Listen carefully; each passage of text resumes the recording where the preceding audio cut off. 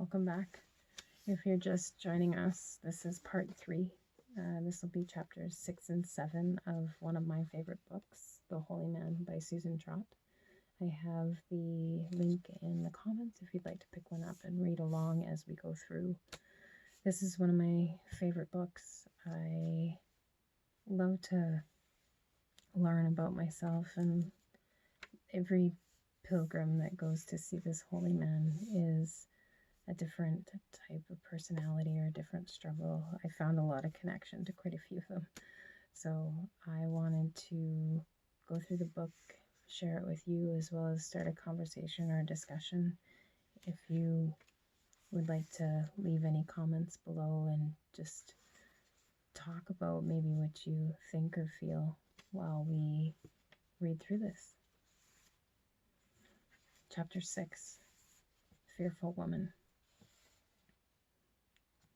Yes, I've come to see the holy man. Please follow me. But I want to see the holy man. You've already seen me. If you'll look on everyone you meet as a holy person, you'll be happy. Goodbye. So it went, day after day, rushing one person after another through the house, in, out, back and forth. There had been no one to talk with, let alone someone to invite into his community, to take under his wing. Normally, by the end of the summer, he'd gathered 2 or 3 souls to spend the winter with him, 2 or 3 who were on the path of enlightenment. Hello? My name is Eleanor. I hope I'm not disturbing you. She was a lovely but high-strung woman in her early 30s. Not at all. Please come in. Are you the holy man? Yes, I am. My name's Joe. How good of you to come to the door yourself. May I talk with you for just a few minutes? Sit down here with me. Thank you so much. I'm just a poor, foolish woman who doesn't deserve a moment of your time. But you see, I'm so afraid. Maybe you can help me.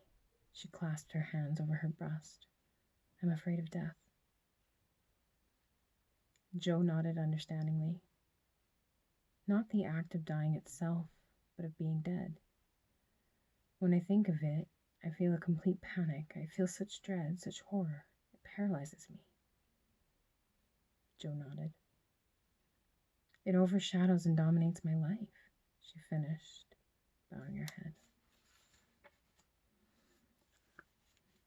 Joe said, because life and death are interdependent, so has your fear of death become a fear of life, so that you are unable to live. Yes, as I sit here before you, I am as well as I've ever been because of all the fresh air and exercise I've simply had in getting here. Normally, I can't even leave my house. What you are feeling is existential anxiety, and it is perfectly normal. But some people who are more sensitive than others, more creative perhaps, feel this anxiety more excruciatingly, the fear of non-being. Her eyes clung hopefully to his as he spoke, and her lips even moved along with his, so desperately eager she was for his help. And why not? Joe said. It is quite unacceptable that one day we will simply come to an end of our existence. But there you are. We will. It is inescapable. It is our sorry lot. But why can't I come to grips with it? I can't bear to suffer this ongoing terror. Yes, you can. Let me suggest that when you think about non-being, instead of letting your mind scramble away in terror, like a rat into its hole, do this. He paused and breathed deeply. Remain still and calm. Take deep breaths. Look at your inevitable death. Reflect upon it. Get used to it. Do this every day. Make it a practice to dwell upon your eventual non-being. Gradually, let it be absorbed by your courage. Yes, you have courage. We all do. But yours is currently hidden away in the same rat hole. To have our courage ready at hand, we have to draw upon it regularly. We have to give it something to do. Joe was already tired of talking, wished he was back dispensing his one sensible sentence. He was wary of the sound of his voice. He didn't believe in talking much, but nor did he believe in elliptical remarks that would only leave the pilgrim puzzled and more desperate. So when he talked, he tried to be direct. At least she was listening. This all sounds very difficult, she said sadly. It is difficult. I thought you would, well, make it easy? Tell you that you're going to heaven, or readying yourself for another life, or going to join the great spirit of the universe? Maybe you are. None of us knows. We only know that we cease to exist here on earth. And yes, it will not be easy to build up your courage, but you will have the most wonderful reward right away. You'll begin to enjoy your life, to use your life. Your recognition and acceptance of death, why not call it your new friendship with death, which has been established during your daily visits, will enable you to live fully. If I have faith, yes, that can be very helpful. True faith is a blessing. However, if you throw yourself into a religion just so that your anxiety will be relieved, you'll give up your freedom. Freedom? We want to free our minds to come into harmony with the universe so as to be able to see into the true nature of things. Yes, which embracing dogma prevents, and your courage will be disappointed if it doesn't have its chance with you. Jo stood up. She followed suit, and he escorted her to the back door. You have started along the path, and you already are a kind person. Now be courageous, and in time, be wise. I will try. I feel deeply inspired. Thank you with all my heart. Goodbye. Goodbye. Jo watched the woman start down the precipitous path. She turned to wave, smiling a small, brave smile. I'm not really the holy man, he thought to himself. I'm the holy chatterbox. Chapter 7. Lovers. Jo opened the door to the lovers, who were holding hands as if inseparable. Hello, holy man, they greeted him, because lovers, happy people, people who were inherently kind, seemed to have no trouble recognizing him for who he was. We met in the line, they said of each other. We fell in love. Isn't it wonderful? We're going to be married. Has such a thing happened here before? He smiled, since it happened all the time. Will you give us your blessing? Yes. They prepared to kneel before him, but he said, no, don't do that. And don't bow your heads, just look at me.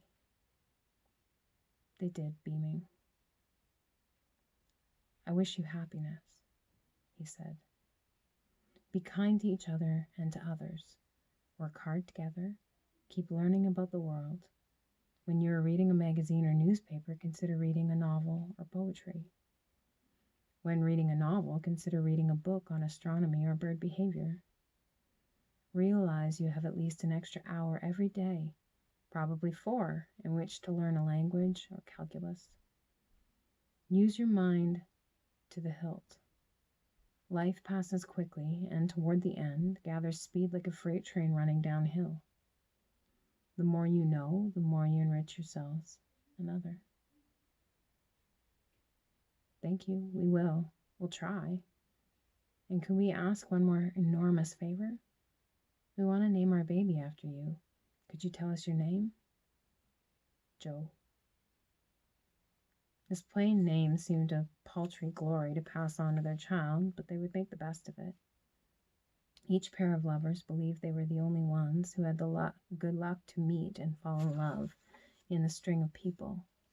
But the holy man couldn't count the number of 2 lovers who had come to his door, hands clasped together, man and woman, 2 women or 2 men, young or old or mixed ages, different races or nationalities, some of whom couldn't speak each other's language.